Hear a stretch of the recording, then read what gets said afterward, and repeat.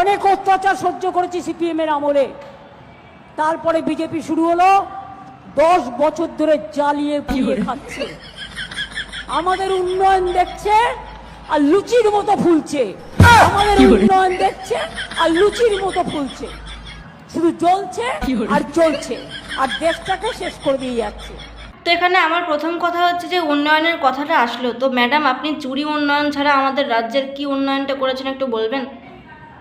চুরি উন্নয়ন ছাড়া আমাদের রাজ্যের কি উন্নয়নটা হয়েছে?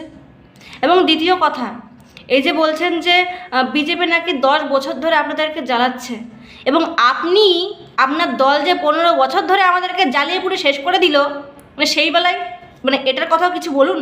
মানে আপনার তো ভাগ্য ভালো যে বিজেপি আপনাকে 10 বছর জ্বালিয়েছে, এদিকে আপনারা তো আমাদেরকে 15 বছর ধরে জ্বালাচ্ছেন। আবার বলছে উন্নয়নের কথা, মানে বিশ্বাস করুন আমাদের ভারতবর্ষে পশ্চিমবঙ্গে এবার চুরি উন্নয়নে প্রথম প্রাইজটা পাবে। এবং লাস্টের কথা, মানে আপনি বলছেন যে বিজেপি নাকি পুরো দেশটাকে শেষ করে দিচ্ছে।